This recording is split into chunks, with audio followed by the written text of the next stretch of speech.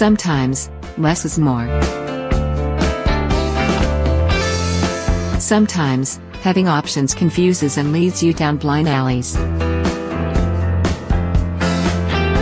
Sometimes, when you have no other choices, you focus on execution over scheme, doing what you can do as well as you possibly can do it, rather than worrying about whether there's a better way. That's not where Zinedine Zidane and Max Allegri will find themselves Tuesday when Real Madrid travel to Juventus in the quarter-finals of the Champions League. It will be about choices and decisions, both in terms of tactics and personnel. In our desire to pigeonhole, each man has a reputation as man-managers rather than tacticians, as if one precludes the other. Allegri bristles at this, Zidane shrugs and pulls the old stone face. Either way, Tuesday night won't be about motivating, it will be about getting the right mix on the pitch. Start with Real Madrid. Where it once was simple and straightforward, 4-3-3 and BBC, you now have a rainbow of permutations, the only two cast-iron certainties in the front six being Cristiano Ronaldo and Luka Modric. Indeed, the scheme itself is a question mark. A 4-4-2, like the one employed at the Parc des Princes against PSG or away to Las Palmas at the weekend, has plenty going for it. It enables you to play Ronaldo centrally, with two wide men ready to supply him and, depending who you play, you can provide plenty of cover for the fullbacks, something you don't always get down Ronaldo's flank when he's wide.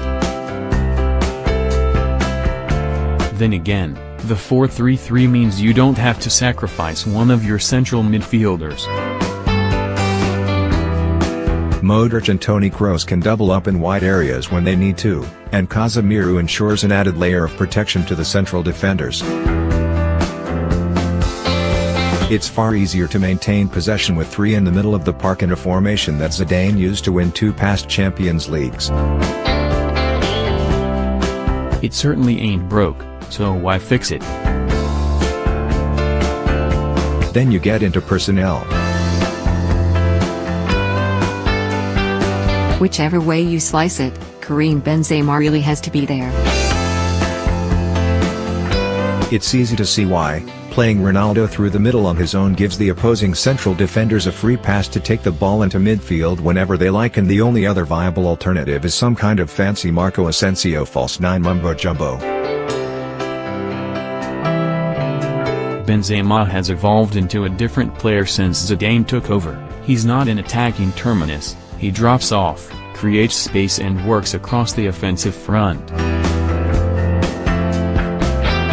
His goals have declined, 40 in 101 post-Zidane, 62 in 116 pre-Zidane, but more than ever, he brings different qualities. So if Benzema, Ronaldo and Modric, the latter two for obvious reasons, are untouchable, who gets the other three slots? Every action has an opposite and equivalent reaction. Breaking up the midfield trio when you don't have to feels like thinking a little too far outside the box. Casemiro doesn't just give Modric license to do what he does best, transitions, it also limits the number of times Sergio Ramos has to defend in open space. Kroos already has 3 Champions League titles at home, and he offers a rare combination of size and quality.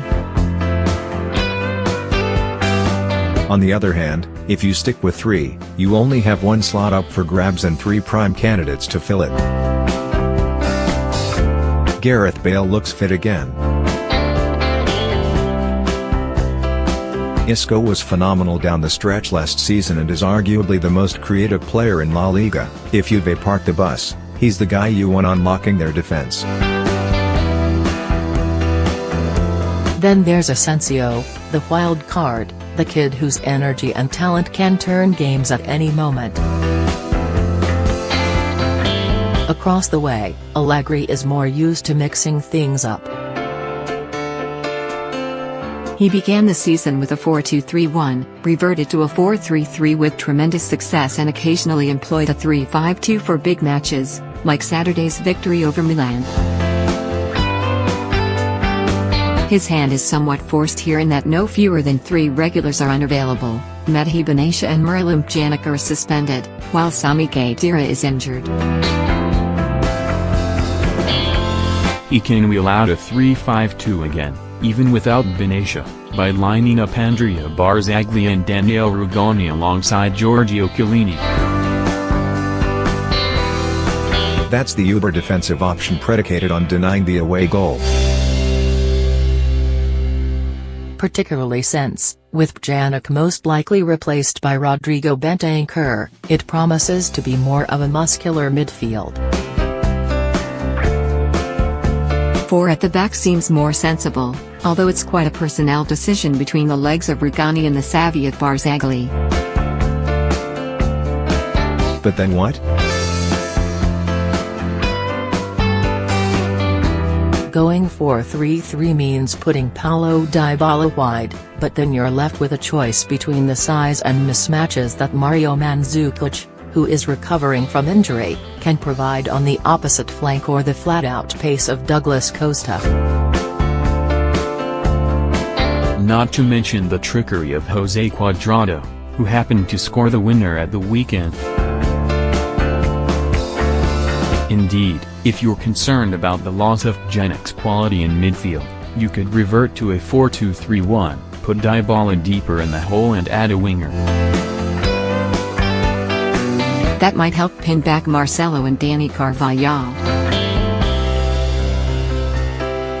Allegri has a knack for throwing unexpected curveballs in big games, but when you don't know what the opposition is going to do, it becomes that much harder to react. At the top of the Champions League, most managers pride themselves on doing their own thing, rather than reacting to opponents or tailoring their side to get an edge against a certain opponent.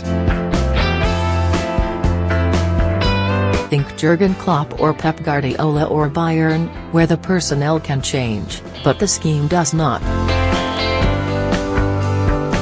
The old trope whereby managers say we're not going to worry about them, they'll have to worry about us isn't just manager speak, they're really not interested in tactical jiu-jitsu. Not here.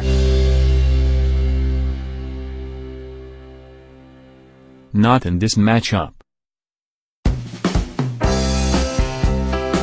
This promises to be an old-school tactical chess match where the range of options, far from being reassuring, is bound to lead to a raft of second-guessing.